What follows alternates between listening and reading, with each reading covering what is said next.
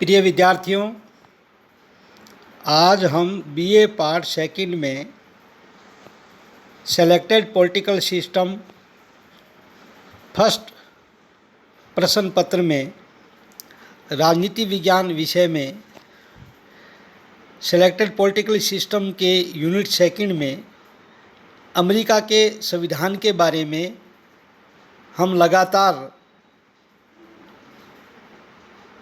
Recording के माध्यम से आप सभी विद्यार्थियों को जानकारी प्रदान कर रहे थे। इसी क्रम में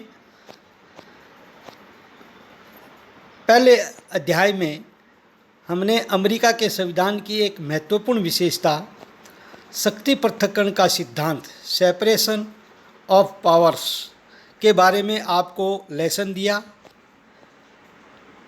उसी क्रम में आज हम अमेरिका के संविधान में सिद्धांत में शक्तियों का पृथक्करण पाया जाता है, लेकिन व्यवहार में अवरोध एवं संतुलन चेक एंड बैलेंस थ्योरी के बारे में आपको जानकारी प्रदान करेंगे। शक्ति पृथक्करण का एक उप सिद्धांत अवरोध एवं संतुलन का सिद्धांत है, जिसे नियंत्रण एवं संतुलन का सिद्धांत या अंग्रेजी में चेक एंड बैलेंस थ्योरी कहा जाता है। यह सिद्धांत शक्ति पृथक्करण को व्यवहारिक रूप प्रदान करता है। शासन के तीनों अंगों का पूर्ण पृथक्करण संभव नहीं है और यह कहा भी जाता है कि शक्तियों का पूर्ण पृथक्करण न तो उचित है न व्यवहारिक।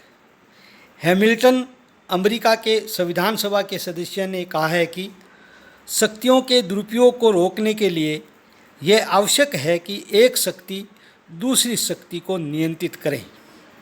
इन्हीं कारणों के फलस्वरूप संविधान निर्माताओं ने शक्ति पृथक्करण के सिद्धांत के साथ साथ अमेरिका के संविधान में नियंत्रण एवं संतुलन के सिद्धांत को अपनाया। शक्ति पृथक्करण तथा नियंत्रण एवं संतुलन का सिद्धांत दोनों ही नागरिकों की स्वतंत्रताओं के लिए आवश्यक है। जब तक शासन के एक दूसरे अंग पर दूसरा नियंत्रण नहीं होगा, तब तक स्वतंत्र शासन की कल्पना नहीं की जा सकती। यदि सरकार के तीनों अंगों में पूर्ण पृथक्करण कर दिया जाए तो तीन स्तरीय तानाशाही का भय सदैव लगा रहेगा। इसलिए बायल ने लिखा है कि नियंत्रण एवं संतुलन की व्यवस्था सोच समझकर की गई थी, जिसमें शासन का कोई अंग पागलपन नहीं कर बैठे। और पूर्ण पृथक्करण अपनाने से शासन रूपी रथ की स्थिति वही हो जाती है जैसे रथ के तीन विपरीत दिशा में घोड़े बांध दिए जाते हैं। अवरोध एवं संतुलन के सिद्धांत का अर्थ क्या होता है?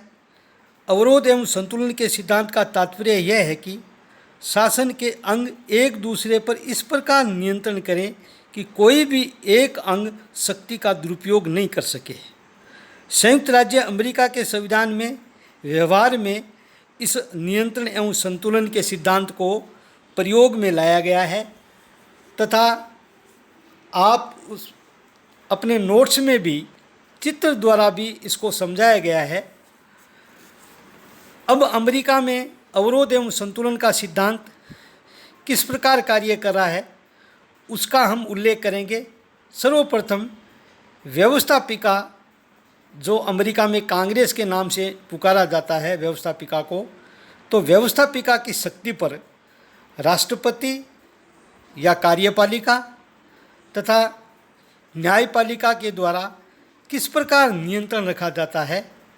अमेरिका में कांग्रेस एकमात्र विधायी निर्मात्री शक्ति है, परंतु कांग्रेस की शक्ति पर कार्यपालिका, राष्ट्रपति एवं न्यायपालिका का पूर्ण नियंत्रण स्थापित किया गया है, जो इस प्रकार है। कांग्रेस के दोनों सदनों द्वारा पारित विधेयकों पर राष्ट्रपति की स्वीकृति आवश्यक है। राष्ट्रपति को विधेयकों पर विचार करने के लिए पॉकेट वीटो, जेबी निषेधाधिकार एवं डिले वीटो, विलंबकारी निषेधाधिकार की शक्ति प्राप्त है।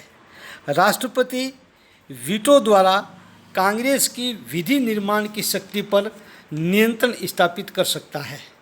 इसके अतिरिक्त कांग्रेस को कानून निर्माण के समय संदेश भेजकर राष्ट्र के नाम पर अपील करके कांग्रेस को कानून निर्माण की प्रक्रिया को राष्ट्रपति प्रभावित कर सकता है। इसी प्रकार न्यायालय को न्यायिक पुनर्विलोकन की शक्ति दी गई है, जिसके आधार पर कांग्रेस द्वारा पारित किसी भी विधेयक को संविधान के आधार पर सर्वोच्च न्यायालय जांच करके विधेयकों को अवैध घोषित कर सकता है। अब हम कार्यपालिका या राष्ट्रपति पर कांग्रेस तथा सर्वोच्च न्यायालय के न्यायाधीशों का किस प्रकार नियंत्रण रखा गया है उसकी आपको जानकारी देंगे। अमेरिका में राष्ट्रपति कार्यपालिका का वास्तविक प्रधान है, परंतु वह तानाशाही नहीं बन सकता, क्योंकि कांग्रेस राष्ट्रपति पर पूरा नियंत्रण रखती है। सर्वप्रथम राष्ट्र के धन या वित्त पर कांग्रेस का पूर्ण नियंत्रण है। वह राष्ट्रपति को धन की स्वीकृति देने से इनकार कर सकती है।